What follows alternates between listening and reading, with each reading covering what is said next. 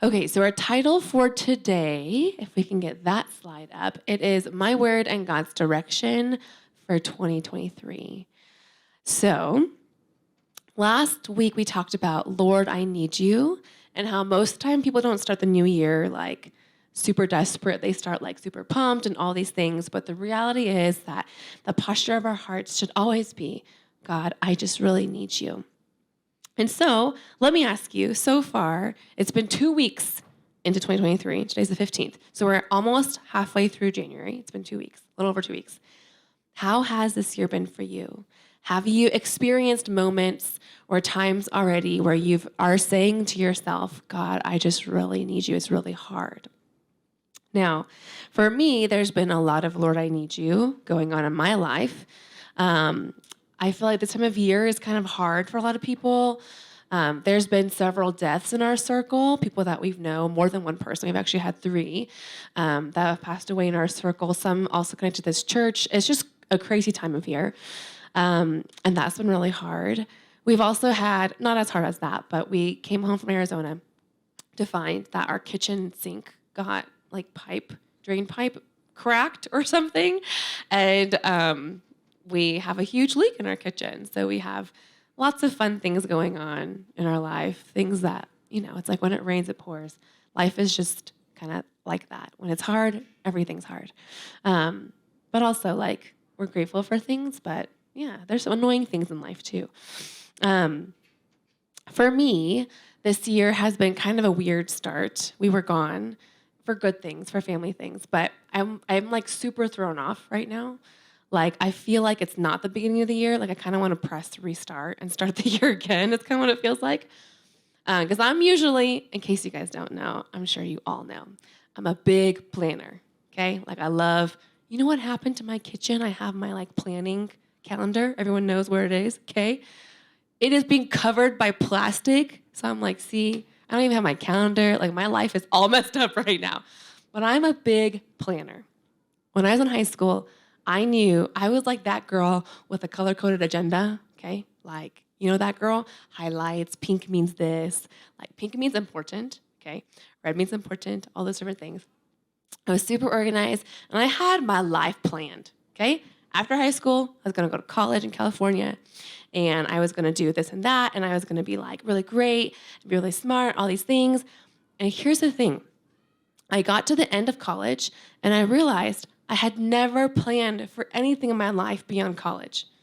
Like, that had been my life goal, was to, like, move to California, go to college, and that was my last semester before graduating college, and I was like, dude, what comes next? And I had no idea what I was going to do with my life. And so I made some plans, and that was fine.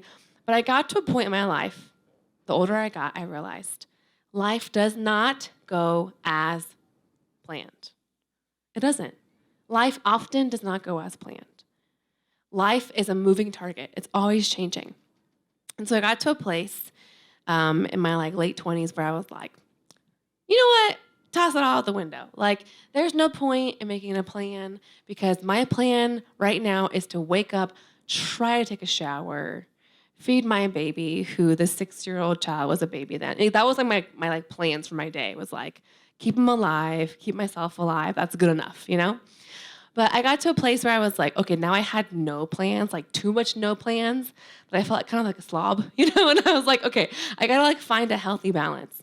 There's a benefit to having plans, but a loose plan.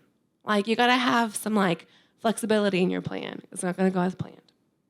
And so this idea is what shapes us for our message today. The idea of we have plans, and yet we trust and know that God knows bigger than our lives. Look at this year, okay? Maybe you already have plans this year. Some of you have summer plans. You're traveling. Some of you are graduating this year from high school, a couple of you. Some of you have job changes coming. Maybe some of you are going to do big things. Whatever it is, this year you've already maybe had some plans coming up. Big things happening. And yet, we know those plans, but nobody truly knows what's going to happen the rest of this year, the rest of our lives. But if we live aimlessly with no purpose, then we just spend our days wandering. And we wake up 50 years old and what happened to my life? What did I do with my life? We don't want that. So today, I want to encourage us to think about this idea of what are the plans that God has put in front of me and where is God taking me so that I can go where he's calling me to go. Our main verse, it's out of Proverb 16:9. Let's go to that slide. Proverb 16:9 is a super famous verse. Okay, let's all read it together because it's really easy. Okay, ready? Begin. Really loud, okay? Okay, ready? 1, 2, 3. We can make our plans, but the Lord determines our steps. This is a really important verse. Proverbs 16:9. We can make our plans, and we should make plans, but it's God who determines each step along the way. One of my favorite characters in Scripture, his name is Jacob. We see his story in Genesis, and he captures this so perfectly. Here's Jacob's life. Most of you have heard of this already, but remember, okay, Adam and Eve, they fell, sin. God said, I will send someone who will save the world. Move on, and then we get to Abraham. And he's saying, through your family will come a person, a son of God who will save the world, Jesus. Jesus literally had to come out of some line, and that was Abraham's line. So Abraham, of course, had no kids, but then God miraculously, at 100 years old, gave him Isaac. Isaac had Jacob and Esau. They're twins, okay? And so Esau and Jacob have grown up hearing their grandfather's story of like, we are the chosen family, like we are this and that, like through you, God is gonna like save the whole world. Like they've been hearing this all their lives. But guess who was born first? Esau. And most blessings go through the firstborn son, okay? Just by a few minutes, he was born earlier. And so Jacob spends all of his life playing second like fiddle, like he's always second best, always feeling like he's not good enough. And so he spends all of his days, you can notice this, like when you see firstborn kids, secondborn kids, usually same gender if you see that, there's one kid that's like, if one kid is kind of like chill, but the other kid's like super competitive. If one kid is like, you kind of see differences in their like personalities as siblings. I mean, Jacob was the one that was like, I will do whatever it takes to get what I want. And so he literally tricked his brother multiple times to steal his birthright, steal his blessings, all these things. And so here we have in chapter 28, which we're going to look at, Jacob is running away from home. He's a mama's boy. He like never left the tent, really, but he's running away from home because his brother's going to kill him. And so here we see Jacob in Genesis 28, verse 13. He's going to sleep, and this is what happens. He has a dream. At the top of the stairway stood the Lord, and he said, I am the Lord, the God of your grandfather Abraham and the God of your father Isaac. This is the first time that Jacob has actually heard God directly. Until then, he's grown up in like, quote unquote, in our world, a Christian home. Like he's grown up hearing about God. He's grown up hearing about how special God is and how their family is like really important to like save the whole world. But he's never actually had his own experience of talking to God. He's never actually like had a relationship with God himself. But in this moment of his life, as he's running away from home, he's scared. He has no idea what's going to happen. He's really desperate, but like kind of like excited for what's to come. He has this dream, this moment, this experience, this encounter where God speaks to him directly. And so we see in Genesis 15, God says more. What's more, I am with you. I will protect you wherever you go. One day I will bring you back to this land. I will not leave you until I have finished giving you everything I have promised you. That's a pretty good dream, right? If God showed up in your dream tonight and he was like, Jack, I will do everything for you. Okay, I will give you everything, protect you, save you, bring you back, and do all these things. I won't leave you until I do it. Like, you can trust in me. He'd be like, oh, man, my life is like it's all good, Jacob woke up super like, whoa.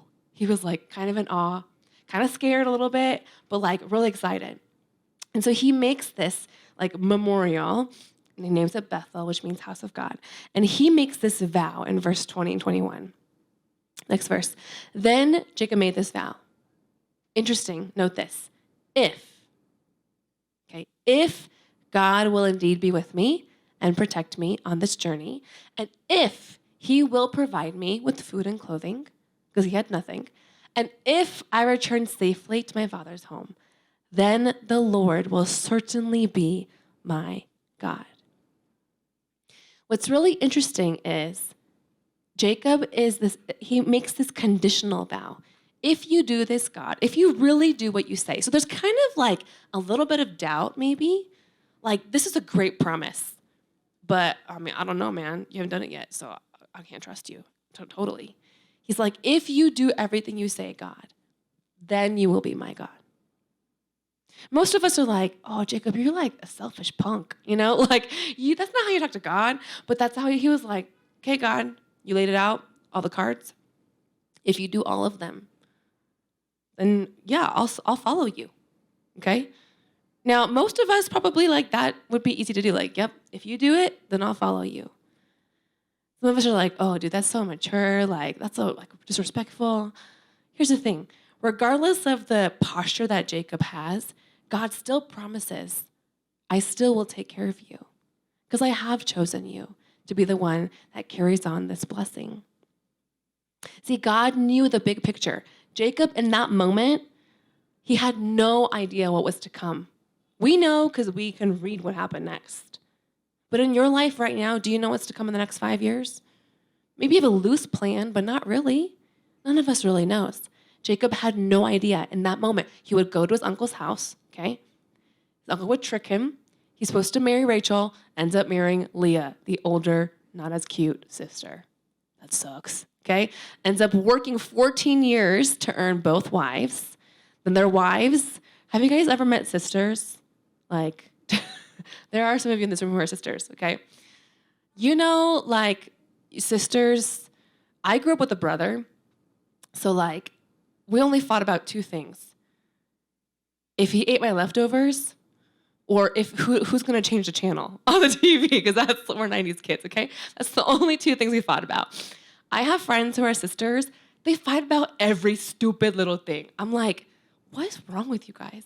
But then they fight about it, and then they turn around and they're totally fine. And I'm like, what's wrong with you guys? But I am assuming that's how sisters work, okay? Because you're nodding. It's so weird to me, okay?